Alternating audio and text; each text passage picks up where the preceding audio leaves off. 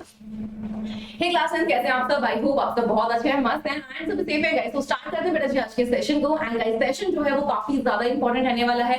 आखिर क्यों इंपॉर्टेंट रहने वाला है? क्योंकि 9th के बच्चे आ चुके हैं क्लास 10th में, लेकिन बच्चों को ये नहीं पता है कि क्लास 10th में कौन सी गलती करने से बचना है, किस तरीके से पढ़ना है, क्योंकि बोर्ड एग्जाम में अच्छे मार्क्स हैं। आप सबको पता है कि क्लास 10th में होता है बोर्ड, है ना?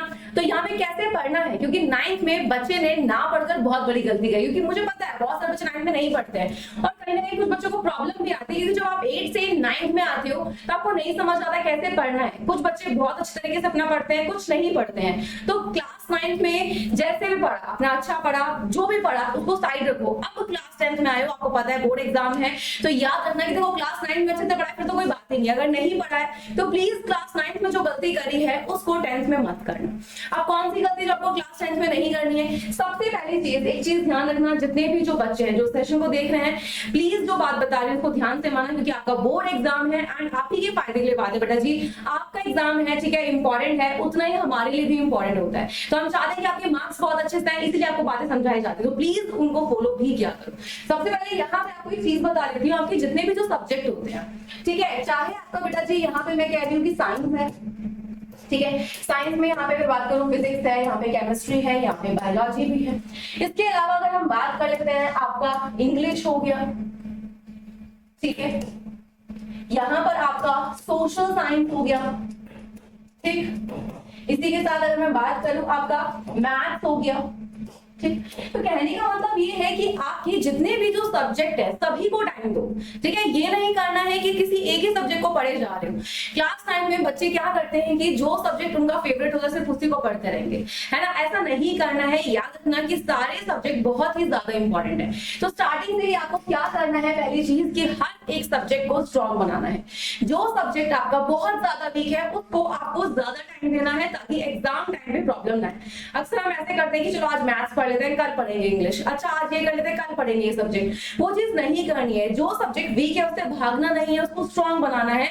क्योंकि अगर अभी स्ट्रॉन्ग नहीं करोगे उस सब्जेक्ट को तो एग्जाम टाइम जब आएगा तो आपको तब बहुत ज्यादा प्रॉब्लम हो जाएगी, क्योंकि तब समझ नहीं आएगा। ऊपर से बोर्ड एग्जाम का प्रेशर आएगा तो आपको बिल्कुल भी कुछ भी समझ नहीं आएगा।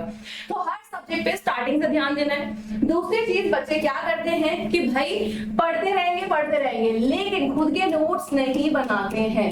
तो बेटा जी नोट्स अगर तुम नहीं बना रहे हो तो नोट्स बनाओ, ठीक है। प्लस यहाँ पे नोट्स जरूरी क्यों है? ताकि जब बोर्ड एग्जाम आए तो स्टार्टिंग से अगर नोट्स बनाते चलोगे तो देखो इतना ज्यादा तुम्हारे ऊपर प्रेशर भी नहीं है ना? आपको 5-6 घंटे लगातार नहीं पढ़ना पड़ रहा है। तो आप अभी क्लास ले रहे हो, आपने नोट्स बनाए, ठीक है, तो आपका ना डेली एक शेड्यूल फिक्स कर लो कि भाई ऐसे पढ़ना है। आज क्लास ले उसके नोट्स तुरंत बना दो, ठीक है। तो नोट्स, ये वाले जो नोट्स बने होंगे ये आपको हेल्प करेंगे जब आपका बोर्ड एग्जाम आ जाएगा उस टाइम पे रिवीजन में, ठीक है।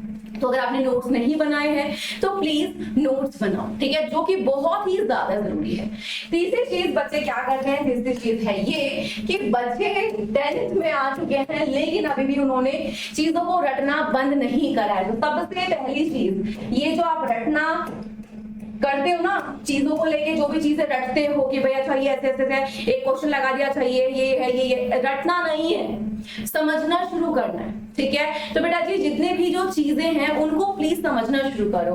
रटोगे चीजें भूल जाओगे, आज याद है कल भूल जाओगे। तो चीजों को रटना बंद करो, समझना शुरू करो। ये आपको हेल्प करता है चीजों को बहुत लंबे समय तक याद रखने में। कोई भी टॉपिक है, अगर आपको प्रॉब्लम आ रही है उसको समझो क्या है, ठीक है। तो क्लास 9 में चलो ठीक है, कुछ बच्चे रट के पास हो गए होंगे, क्योंकि बच्चे करते मैंने बहुत सारे बच्चे देखे हैं, है ना। लेकिन प्लीज क्लास 10th में ऐसे मत करना। आप स्टार्टिंग से अगर लेक्चर देख रहे हो, है ना, नोट्स बना रहे हो, प्लस समझ के कर रहे हो, तो आपको हेल्प मिलती है क्वेश्चन प्रैक्टिस में। एंड नेक्स्ट चीज आपको यही करनी है क्या, कि जितने भी बच्चे हैं, ठीक है, फॉर एग्जाम्पल आपका कोई भी एक चैप्टर है, ठीक है, मैंने बोला बेटा जी आपका कोई भी एक चैप्टर है, जैसे उस चैप्टर के सबसे पहली चीज, ठीक है, आपको सारे के सारे कॉन्सेप्ट क्लियर करने हैं। तो बच्चे पता है क्या करते हैं, कॉन्सेप्ट तो पढ़ते ही नहीं है, वहां पे क्वेश्चन प्रैक्टिस को शुरू कर देते हैं, जो कि बहुत ज्यादा गलत है। तो सबसे पहली चीज, आपको जितने भी जो चैप्टर हैं उनके कॉन्सेप्ट को स्ट्रॉन्ग करना है। तो आप ये नहीं करोगे कि भाई चैप्टर तो पढ़ा नहीं और लगे क्वेश्चन प्रैक्टिस पे। होता है एग्जाम टाइम आते बच्चे क्या करते हैं, अच्छा कुछ इंपॉर्टेंट क्वेश्चन बता दो, उन्हीं को याद देना शुरू कर देंगे। तो बेटा रटना बंद करो, समझो, एंड साथ ही साथ हर एक चैप्टर के हर एक कॉन्सेप्ट को समझो। पहले आपको क्वेश्चन प्रैक्टिस नहीं करनी है। अब बात है क्या क्वेश्चन प्रैक्टिस करनी है? बिल्कुल करनी है, क्यों नहीं करनी है? तो देखो जब आपके कॉन्सेप्ट कॉन्सेप्ट हो जाएंगे तो लास्ट चीज बचती है कि स्टार्टिंग से ही आपको क्वेश्चन प्रैक्टिस करनी है। जैसे ही कोई एक चैप्टर हो गया कंप्लीट, आपने इस चैप्टर के फॉर एग्जांपल कोई भी चैप्टर हो सकता है, उस चैप्टर के आपने बेटा जी सारे के सारे जो कॉन्सेप्ट है उनको बहुत अच्छे तरीके से समझ लिया। अब आपको क्या करना है, स्टार्ट करिए क्वेश्चन प्रैक्टिस। क्वेश्चन प्रैक्टिस कैसे करनी है, सबसे पहले आप ऑब्जेक्टिव क्वेश्चन करेंगे उस चैप्टर के, देन शॉर्ट करेंगे, ठीक है, एंड देन उसके बाद में लॉन्ग क्वेश्चन को करेंगे, ठीक है। एंड साथ ही साथ ये भी तैयारी करना चलेंगे कि आखिर कॉम्पिटेंसी बेस्ड क्वेश्चन किस तरीके से किए जाते हैं, क्योंकि पता होता क्या है, जब बेटा जब आप स्टार्टिंग से नहीं करते हो ना तो एग्जाम टाइम में आपको समझ नहीं आता कैसे क्या चीजें होती है। तो स्टार्टिंग से ही ऐसे पढ़ते चलो कि आपको हर एक चीज पता है। अब बात आ जाती है previous year question, most expected question, ये तब करना जब आपका सारा सिलेबस कंप्लीट हो जाता है, ठीक है। तो अभी के लिए आपको क्या करना है, सबसे पहली चीज सारे सब्जेक्ट पे ध्यान देना है, नोट्स बनाने हैं, कॉन्सेप्ट को समझना है, रटना नहीं है, और क्वेश्चन प्रैक्टिस जिस फॉर्मेट में आपको बताई वैसे करनी है,